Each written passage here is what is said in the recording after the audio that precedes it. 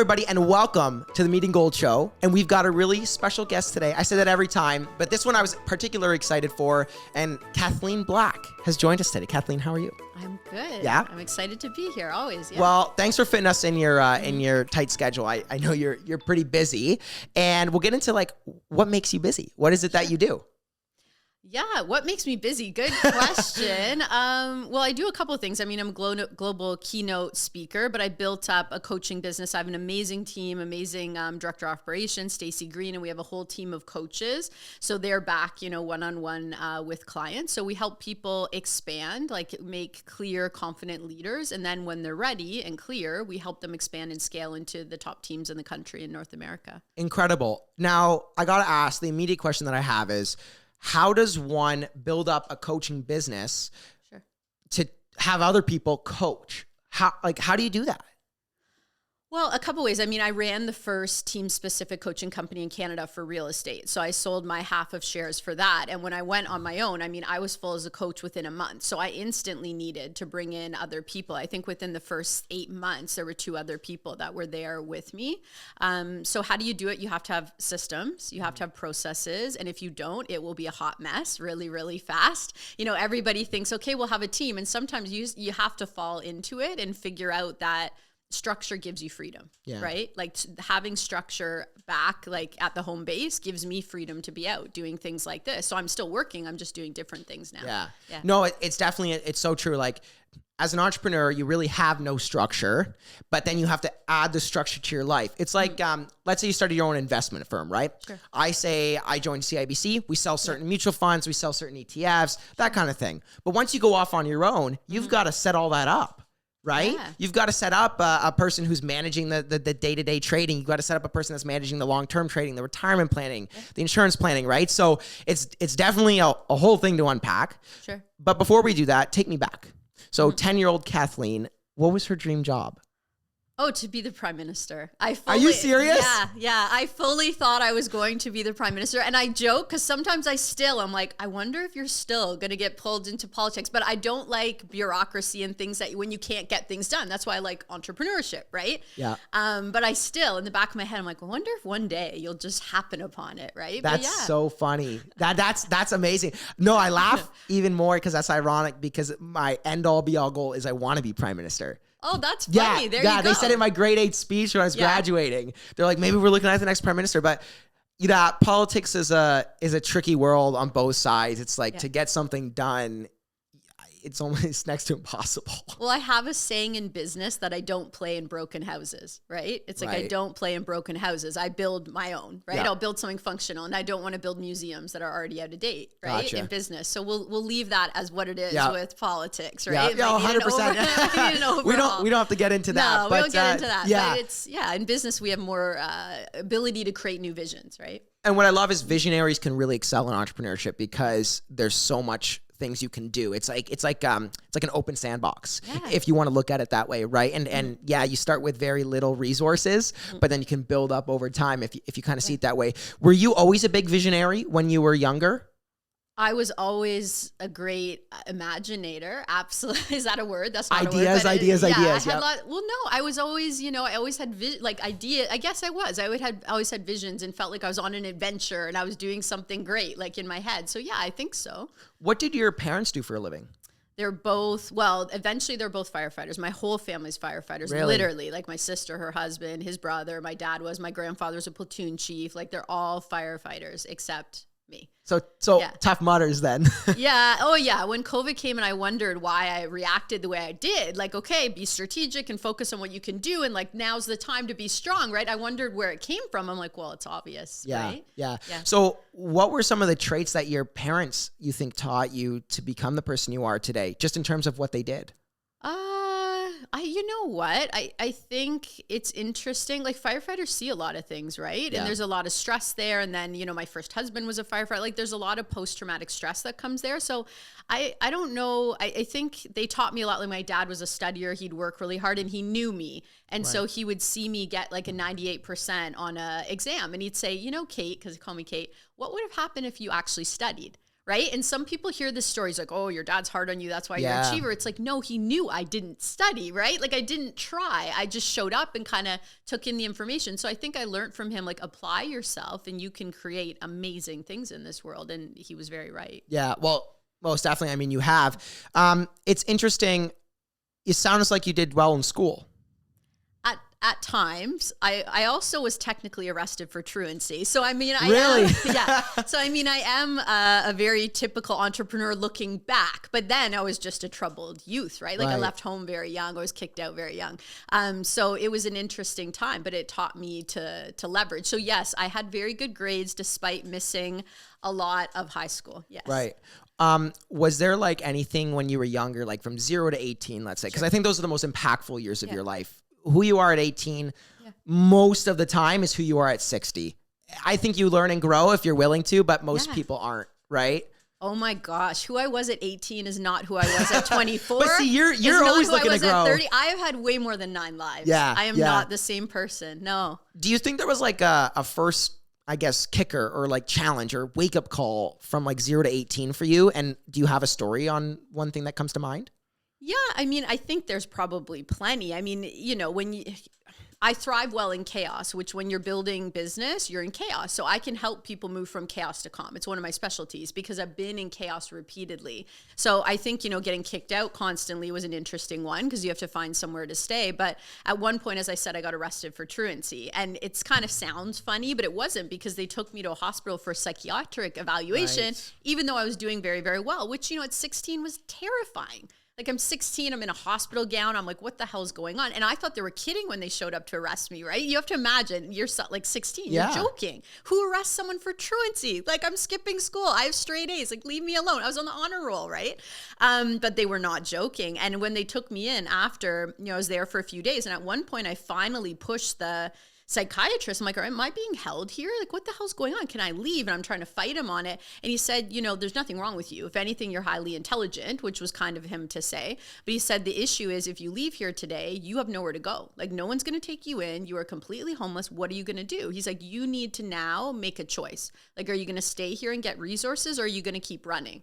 That was a huge moment for me. It was the first moment, I think, in a storm that I was like, no, you're not going to run. You're going to stand in it, even though it's very uncomfortable and it's very hard, and you're going to get the resources to build a new future. Right. And that was the start of me saying, no, I'm taking charge now. Yeah. Like, this is enough. Like the people around me have made enough of a mess. Like I may be 16, but it's time to take things into my own hands. Do you think at an early age, did you find yourself like really just above like the intellectual level and the maturity level of an average 16, 17, 18-year-old? Well, you know, I remember a boyfriend once, he picked up a book and it was like the subjugation of women suffering or something. He's like, this is why you're weird. Like, this is why you can't talk to anyone. Like, you don't watch TV, you're reading all these weird books. So, I mean, like, I think I was always just very curious about people and what makes us tick and society and our expectations. I was always amazed by it. Like, it just, I still am. I still am. Yeah. Well, you're in a business that deals with people. Absolutely. Like, all day long. Yep. And at the end of the day, I think everybody is in a business that deals with people in some way, shape, or form, right? Everybody's got a manager. Everybody's got a boss. And if you don't have a boss, then you got to deal with the people below you, right? In terms of, you know, the structure of the company. But what was like one thing that kind of said to you, I'm going to be an entrepreneur?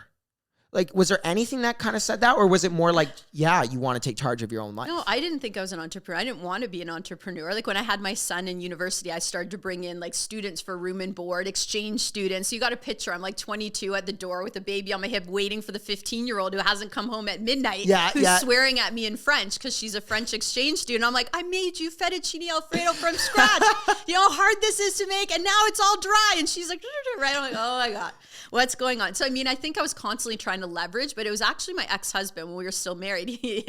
People laugh at this way. He's like, you can never work for anyone. Like you need to have your own business. But I never imagined it. Like I look back and it was a chain of an unfortunate events, maybe for me and other people that led me to do what I was doing. It's just like the Steve Jobs thing. You look back and it lines up perfectly, but going forward, no, like I didn't see it ending this way at all. Interesting. Would you say that your journey's just starting? I always think it's just starting. Like somebody asked me yesterday, like, oh, you took a course this weekend. What was your aha moment? I'm like, my whole life is aha moments. Like my whole life is like peeling back all the layers to figure out who I am and how I can be of service and where my power is in a way that's collaborative, not competitive. Like that's my whole world. Yeah. So would you say that you're a kicker into the real world? Because I think a lot of people who become as financially and just like mindfulness successful, I guess, I don't know if that's a word, but just really confident in themselves, they have these really big kickers of the real world. And when I say real world, I mean like people are going to talk shit about you, client's going to use somebody else behind your back. You know, people are going to betray you. There's lack of loyalty. People talk crap about you all the time. That's the real world. And I think like when we're growing up, I think it's starting to become that we're more like kids are more shown the real world generally. But I think like, you know, from 0 to 16, 17, you don't really have a big kicker of the real world until you're like 16 and up. Would you say that your first real kicker was your experience in the hospital? Well, I mean, I came from a home that had domestic abuse. I was kicked out before I was 16. So I think I had a few kickers before that, you know, and I was kind of bounced around between households and things like that. So I didn't really ever have a safe place during my teenage years, at least not that I felt. It's not a stable, safe place, right? So I think that was quite young. But even when I was very young, people would say to me, like, where do you get this stuff? You're just an old soul. But I didn't know what they meant. Like, you're a kid. You're like, what do you mean? Everyone thinks about this stuff, right?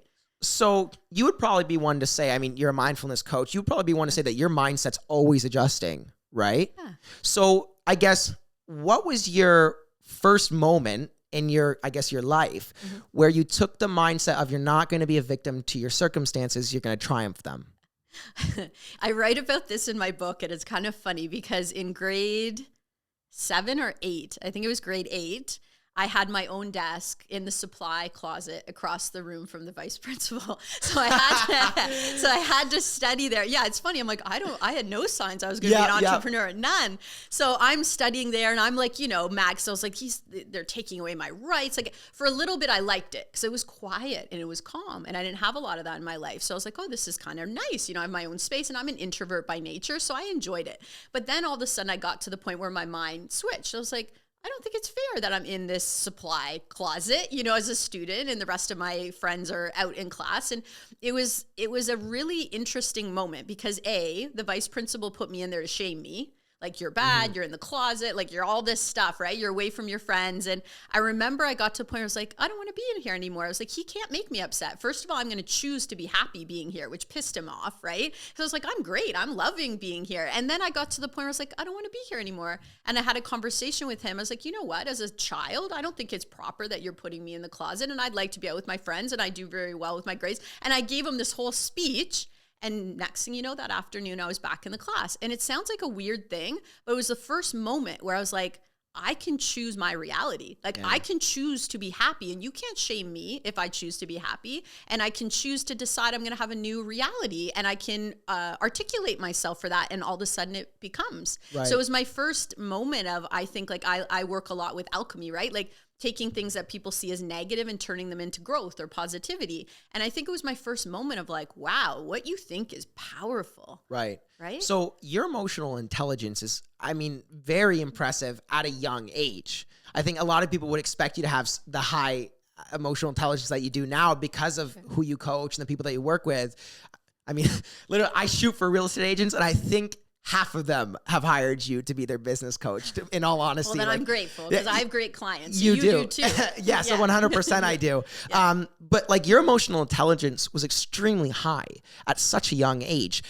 Was there anything that really helped develop that? Or was it more just like the life circumstances that you had just discussed? Well, I think when we're confused in life of why things are happening, we look for rationale. So I think a lot of us who are in the performance world or the coaching world or the psychology world, we were trying to understand, right? Like, why did this happen to me? And why do I seem different? And why do weird things happen to women or men in the world? Like, you become hyper curious, right? So I think a lot of the tools I have now also assisted me. Like, I have multiple 6-figure investments in personal and professional development. Like, I walk that, and I will the rest of my life. Like, if I stop learning, I'm scared, right? So it's like, I will the rest of my life. So I think, and they say your secrets hide your sickness, right? And a couple of years ago, I said, I won't have any secrets. Like I'll give all of my stories away. Yeah. And part of that is like, I don't want anything external to have power over me. I just want to be directly aligned with service in the world. So I don't know if that makes sense, but I think it does, yeah. Like you want the resources to figure life out. When you find them, you're like, oh my gosh, I can help other people do things that to them are a big deal. To me, it's nothing compared to like, I'm homeless, right? Like, it's like, no, I can help you shift your business. I've been the person who like started a messy separation, literally had nothing and all my accounts were frozen. It's like, I can help you start again. I was locked out of a business, had to start a new one. When you start a business with no debt, when you turned one around with massive debt, it feels like you're flying. Yeah. Right? Yeah. So it's all just these experiences that give you these special gifts that at the time I didn't know were gifts, but now I do because I can help people with them. No, I love that. And one of the, like your talking point right there just brought a great question to my mind is, what do you think is the switch in mindset for someone who is average in business and someone who is just crushing it? Personal responsibility and mindfulness. Can you go a little bit deeper into that? Yeah, personal responsibility. When we're crushing it in business, we take responsibility for everything that we are doing. So every interaction we have with a client, every interaction we have with other people, we take responsibility for our success. You'll notice that people are hyper successful often, even if they're competitive, there's a part of them that still is happy to see their competitors succeed. Because there's a piece of them that's like, holy shit, they did it. Yeah. They did it, which means I can do it. You can do it, yeah. Whereas you'll notice with average mindset, like, oh, their family were in the business, or oh, they just don't like me. And it's like every time you make excuses for why somebody else was successful and you say it wasn't legitimate, you're telling yourself that you aren't responsible to make your success, and neither were they. Right? So there's a completely different mind shift when you step into, I create how I think, what I do. Everything I do is intentional. And if I choose to say, hey, I'm here for the journey and I'm going to learn on the way and everything happens as it's meant to happen, high achievers will walk that path and they'll keep walking it because they like the journey. Whereas most people, they don't want to walk. They're like, put me on the top of the mountain. Show me how. Like, take the helicopter up there. I'm like, I'm a Sherpa. You paid me to take you on the tour. I've got the equipment. I've got the route. I've got everything. I can't make you walk. And the average performer will not walk. And that's why high performance leaders have to be so careful, because the person who won't walk, they can influence me. They can get in my head. They can be negative. They can tell me I'm a bad leader, but I can't influence them. I can't. That was so well said. No, you know what? I love that, because you're right. At the end of the day, if somebody's not going to take a step to move forward, then you're going backwards. There's a kind gentleman who always says this, if you're not moving forward, you're moving backwards. Yeah. And that's Ryan Saravelli in the area, but he probably got that from somebody. Hey, he's right. But yeah, Ryan's right. Ryan. And I mean, like, for what he's done in his business, right? It's pretty impressive. And I love that saying is because that sense of always moving forward, always progressing. What do you do, like burnout? Because for hyper successful people, it's almost like they're on the opposite side. They don't know when to stop. They know to just keep going, when regular people don't know to just keep going. They know when to stop. Sure. It's just vice versa. Yeah. How does one deal with burnout? What do you do? Well, I mean, first of all, I help people that go through burnout. I've been through burnout, so I'm very sensitive to it. I think for high achievers, it's like you almost have to flip it and say you're not making time for self-care. You're not making time for the gym. You are more productive when you go to the gym. You get more done. Like, how do you bend time? How do you shift the universe? Because you can. It's by shifting energy. So if I can take my energy frequency up, all of a sudden I'm connected where like the collective consciousness, where ideas are, and creativity and leverage and how to get things done quicker. If I can get my energy up there, that's where you see big ideas and that's where you achieve them.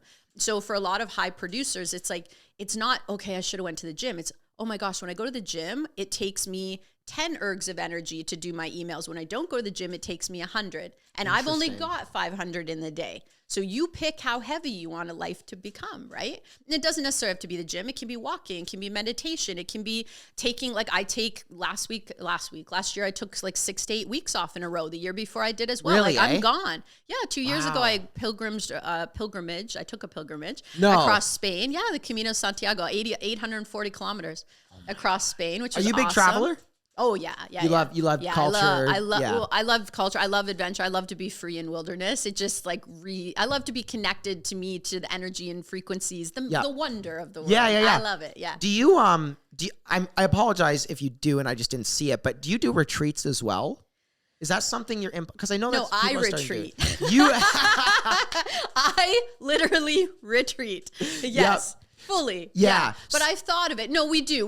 Before COVID, we do masterminds, which were on Lake Muskoka. And that was like 100 deal plus ultimate mastermind. You could apply as a rising star. So we'd have 4, but we haven't revived them yet because we're looking at maybe going out of the country somewhere a little more fun. I love that. Yeah. No, and I think like retreats are starting to take off in terms of people wanting to get away because at the end of the day, it's almost like a vacation, but a vacation to work on yourself. Yeah. And I love what you said about making time. Because I talk about this all the time. Anytime some one of my friends or team members ask me, yeah, you're a really busy guy, or if you're too busy for this, no problem, I can call you later. Mm-hmm. I say, no, it's whether I want to make time or whether I don't want to make time. Yes. Because nobody's ever too busy for anything, right? Yeah. At the end of the day, Elon Musk isn't too busy to see me. He just probably, and I don't blame him, he doesn't want to make time to see me yet, right? Yeah. So I think that's a really important mindset to have. Like if you're always too busy, you'll never get done the things that you want to get done. Yeah. Right? Well, that's it. And that's part of burnout, right? Burnout is that feeling like your day feels heavy and something's going to go wrong and my time's too tight instead of like everything's going to flow perfectly. Yeah. Like I do a lot of breath work. This morning with my team, we did some breath work and we did some visualization and grounding because we needed to. And it's like that magic minute. I'm like, put your hand on your heart, ground back into who you are and what you're doing here. Like be present because that's what people want from you, right? Yeah. You're present. So I think burnout, you have to be very sensitive. Like women in business often hear a lot of masculine advice from men in business. Very true, yeah. And it's very different. Like our health is different, our hormones are different, our biology is different. And it's not good for all women to wake up at 5 a.m. and grind it out and not stop. Like we're not built the same way. So I personally am very sensitive now to, are you the type of tired where you need to go for a walk or a run? Or are you the type of tired where you need to sleep more right now? Yeah. Because burnout is not fun. And every time you go through it, it gets worse because your body gives you the warning signals, right? It's true. It's very true. And it's almost like hyper successful people avoid those.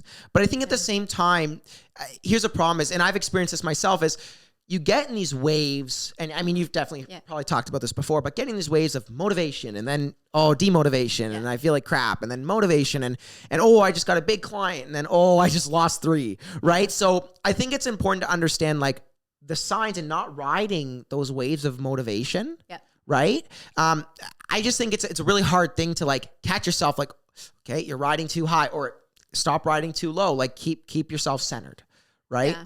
Well, because you're very in the present when you're doing it, which is fine. But for visionaries, we're building into the future. We're not building in the present. So if you're building your foundation of your business, your process, your structures, you're building something for what is to be. So you're less susceptible to we lost. It still always hurts. I'm not going to lie. But we lost a client. It's like, but we have all these opportunities and we're building a foundation for that. And that's why people are very process driven. Their businesses still have a bit of the cyclical, but they're not nearly as much. Interesting. Yeah. No, I really like that you said that. I want to ask you, you talked about systemization a little bit earlier. Yeah. And I feel like that is such a used word in business, but a lot of people don't know how to properly systemize things. And honestly, in my opinion, some things cannot be systemized. Some things need your attention. Yeah. You can't just send somebody else out and do it, right? Like if a client doesn't like a video, right? Mm-hmm. It's probably proper that you go and you reshoot that video yourself for free. Right? Like, and that's how you problem solve. Yeah. To send somebody else, it's like, it shows maybe like, you don't care about them or, you know what I mean? So some things do require attention, but you talked about systemization. Mm-hmm. What is the saying, you throw your darts at something and you just wait till they stick? Do you believe in that? Not in this day and age, because most people who are visionaries are not creating a new vision yet. They're investing in what's already known. So it's like, there's a quote that we use, do the dance you've been shown until you can do the dance on your own. Like if you want to get to the top of the mountain, there's a very old quote, we stand tall on the shoulders of giants. And I mean, we have a phenomenal amount of just intellectual property on how to build business right now. So all the people I know who have literally 10x or 20x their businesses with us, which is like 2000% growth, right? It's huge.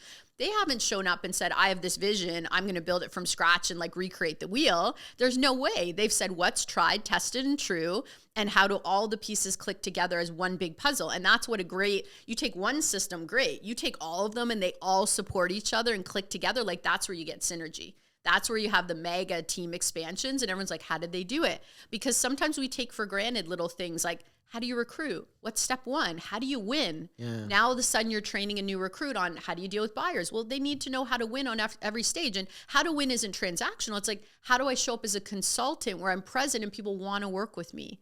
Right? Yeah. How do I do that? And people don't naturally know how to do that, let alone on a team where, hey, if you're representing the Keg and you're representing McDonald's and you're representing Burger King, it's like, oh, they all know how to do real estate. No, they're not doing real estate the same. And they're doing it with your name and each other's name. Right. So if you want to be the Keg, why do you have people operating as like Byway, which doesn't exist anymore? You know what I mean? Like, it's I not don't even a good know idea. what that is. Oh, it's a really old like discount store. I'm just too young. That's the problem. The name gives it away. Yeah. So you talked about having people a part of your team. How big is your team? I don't know. I need our director of operations, but we have Stacey, where you at? We have a core team of coaches, which I think we're at 9 for that. But then we have expert coaches. So each of our coaches have a unique genius. And then on top of that, you have admins and operations and marketing, and graphic design, all that. So stuff. you've got the qualifications for running a team. Yeah. What are your first 3 questions that you ask somebody when you're hiring them?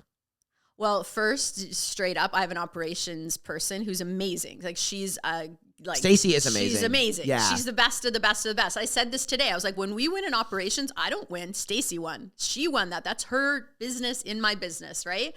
But when I get on, I really want to get into like values, right? What's important to you about working with a team? Like if you could wave a magic wand, like when would you work? How would you work? Would you be in an office with people? Like would you be on your own? Who would you be talking to? What lights you up, right? And I'll always ask a question to do with process, always. So it's really interesting when you start to study like brain patterns and how people make decisions and NLP and personality profiling, all that stuff.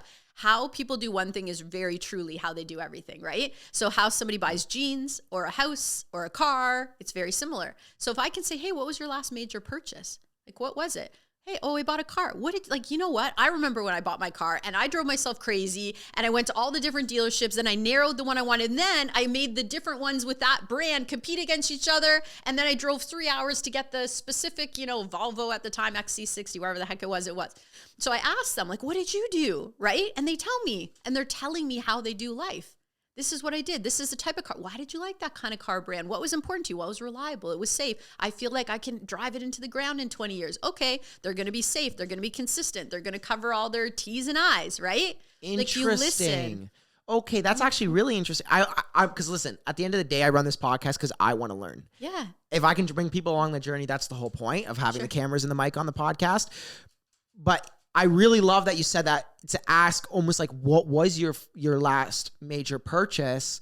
Yeah. And for them to take you through how they purchased that. Like you said, like if they go and they try 10 different dealerships, you know that they're going to be the most analytical person on the planet. Now, if you're hiring for a videographer, you probably don't want analytical. No. You probably want somebody that's just like, oh yeah, I went and bought this and because I thought it looked really cool and I could envision myself driving it. Yep. Right? That's actually really, where did you learn that from? Did you just kind of try that? No, I'm like a master NLP certified coach and practitioner, even hypnotic language. I'm a hypnotist. At one point when I got that, it's part of it. Are you hypnotizing me right now? No, I'm easily hypnotized though. Easily. Like I fall into listening. Yep. When I first got it, my daughter says to my son, she's like, cover your eyes. She's trying to hypnotize you because she was little. I'm like, I'm not Medusa. Like what's going on? Oh, that's awesome. So Kathleen, what in the world inspired you to get into the coaching business? That's probably a question you've been asked a lot, but if you could give us a quick rundown.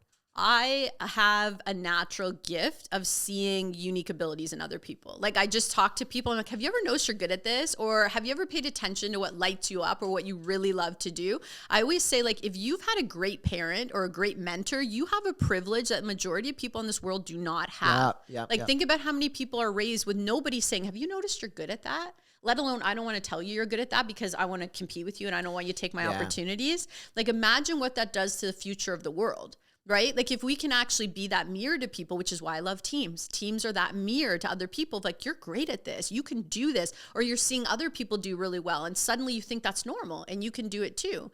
And I love that framework. Like today, our team was having a conversation with, hey, if you have a misunderstanding with somebody, say, listen, like this happened. It's hurting my feelings. My brain is telling me, and this is a Brene Brown thing, it's called a delta, but my brain is telling me like, you know, you don't like me and that's why you did that, and have that conversation. And then we got to a point, I'm like, can you imagine the world if everyone took full 100% responsibility for what they said and what they did and where it led, and had conversations like this instead of telling people off? Like, could you imagine how different it would be? It'd be incredible. Right? So this is why We'd have flying cars everywhere. Well, right? So like, why can't we do, I feel like so many people, it's like we weren't taught how to do life. We weren't taught how to be conscious. We're still in that ego where it's like, well, you made me mad. I'm mad, so I told them off. Well, is that really, like, you had 20,000 other options for how to deal with that? Did you know that? But how many people do you talk to and they still, well, they made me mad. Too bad.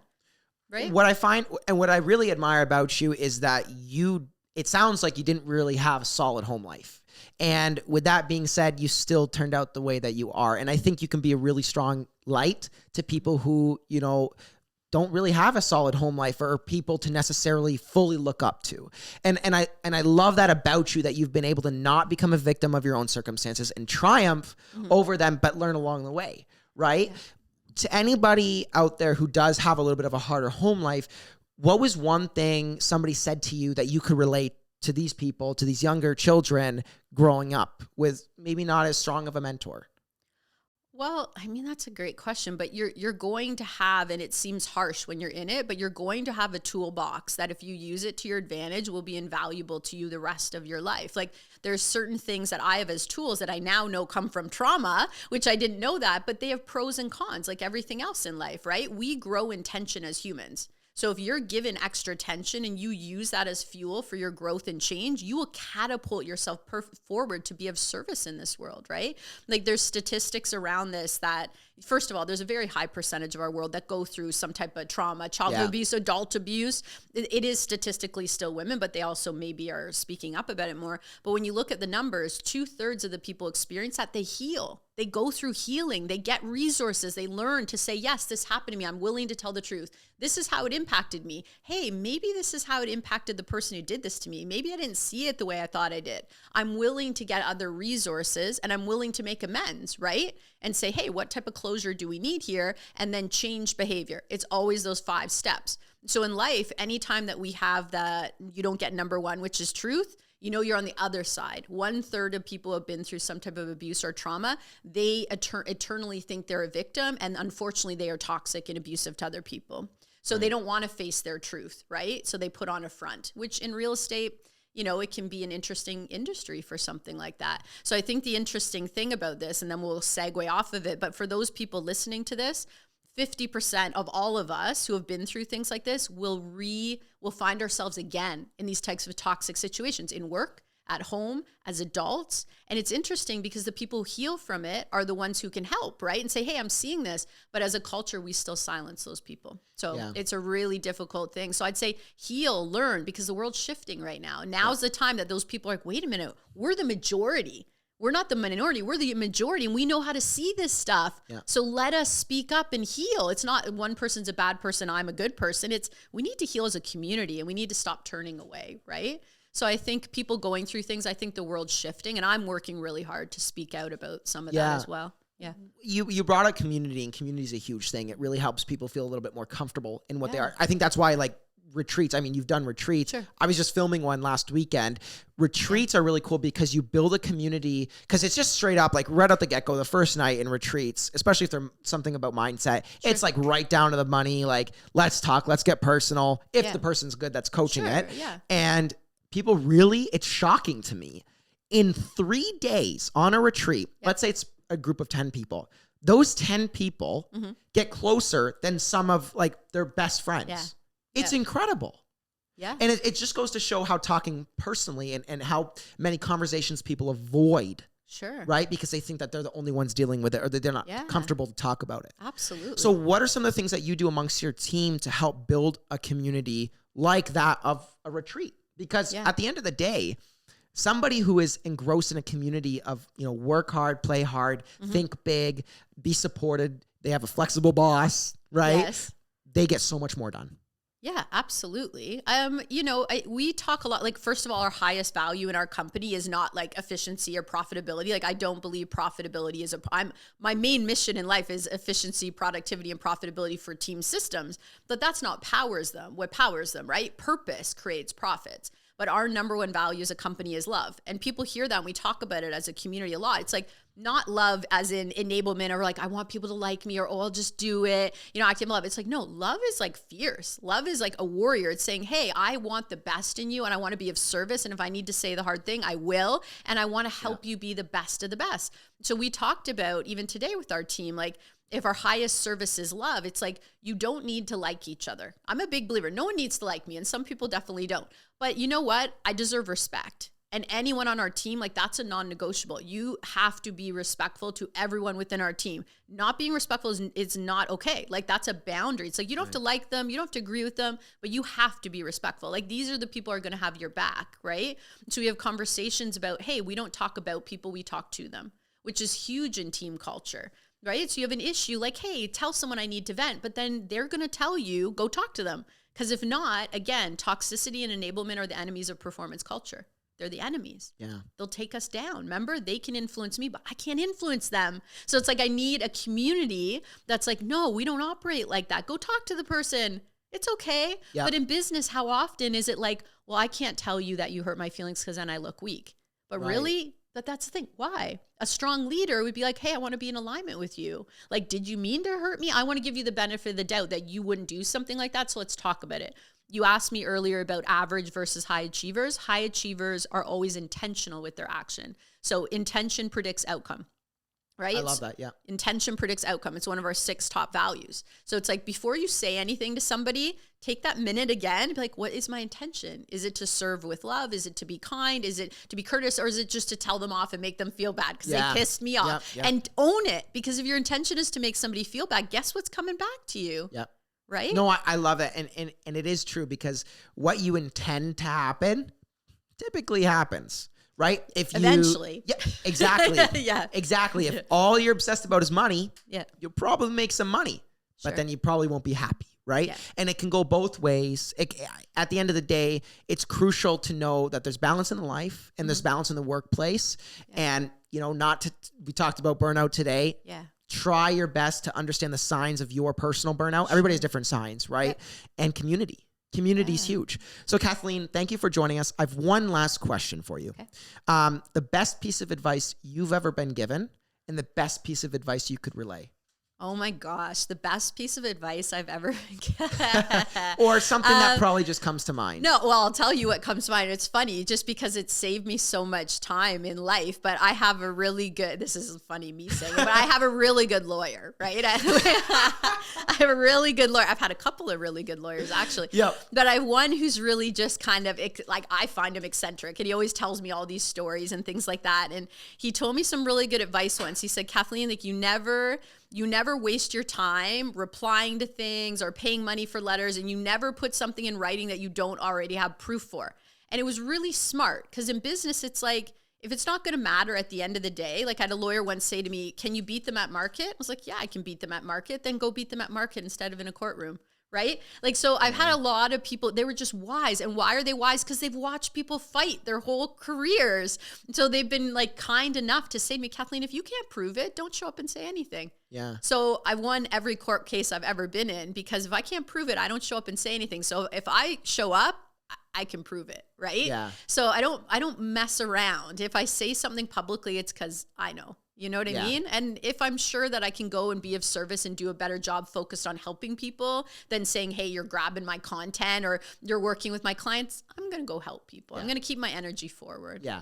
And and like you said, if you're not moving forward, you're moving backwards. Yeah. Right. And I think that's my biggest advice too. It's like, it's not even backwards. Like the minute you're looking at your competitors. So when I see people rip some of our stuff off, which is fine, and they say it is the thing of flattery, but the thing that people forget is like, if you're copying my stuff, you're not in a place of leadership because leaders are creators. So if in my brain I'm creating something new, you're always minimum 90 days behind me, but usually even more, because I'm creating it, I'm putting it in graphics, I'm packaging it. And once it hits the world, I'm already 6 months ahead working on other things. So if you're looking sideways and you're watching what your competition's doing, you're not going anywhere at all. You're leaking all your energy and all your resources. Whereas I'm like, I'm just going to create the future into, like, I don't care what you're doing because it's an internal job. And that's like with burnout. Hey, do I need to keep up with the Joneses? No, like this is my journey inside. I'm not competing with you, right? It gives you an edge and it keeps your health better. And social media is really bad for that. It does allow you to get distracted with what your competitors are doing 100%. But you know what, at the end of the day, if you know that that's how it affects you negatively, why bother even checking the Instagram account or, you know? And imagine like if your competitors like, you know, living at home, like has no money, is struggling, is on Instagram and being like, I'm super successful. Like you have no idea these days. I know lots of people have done that. And I'm just like, oh my gosh, like you're ripping off the people who are supporting you. And that's literally why, this is going to sound bad, but that's why I asked you who you are and what you do. Because all I've seen is stuff on social media. Now, I genuinely believe that you're real on social media after meeting you now. But just to get a little bit more understanding of who you are, right? Separate from the business side. And I think we got to unpack that today. Yeah. So I appreciate it, Kathleen. And I wish you all the best with your documentary. You're headed out of town for a few days. And I'm excited to see it. I'm excited. Thank you. And guys, how can they reach you? Probably Instagram. We're all over everywhere social media. That's I'm not hard to find, but my personal Instagram is Kathleen Black _, and I'm on LinkedIn. And I think the only ones we're not as active is like Twitter and Snapchat. Are you on TikTok? I've started to be on TikTok, but my team doesn't want me because when I start, I don't care and I just test. And I'm like, we're in testing. I can do anything. And then they'll pull it down. It's so funny. Like publicly, like, I don't know if I can post that. Yeah. I know what you mean. I told the team, I said, we're going to start a TikTok account. And I said them, they can all have the account login and they can do anything they want, but they have to put it in drafts. And me and my social media guy will look at it. Johnny's probably laughing. He's like, yeah, okay, fine. But I have lots of drafts. Oh yeah. Well, thanks so much. And feel free to like, comment, and subscribe. And comment down below on YouTube what questions you guys want us to ask other golden individuals like Miss Kathleen Black here. Thank you so much. Thank you. And all the best, guys. See ya. Thank you for listening to this week's Golden Guest on the Meeting Gold podcast. If you learned something from today's episode, make sure to check out our other content on Apple Podcasts, Spotify, Instagram, and YouTube. Also, make sure to leave us a follow while you're there. Thanks, and have a golden day.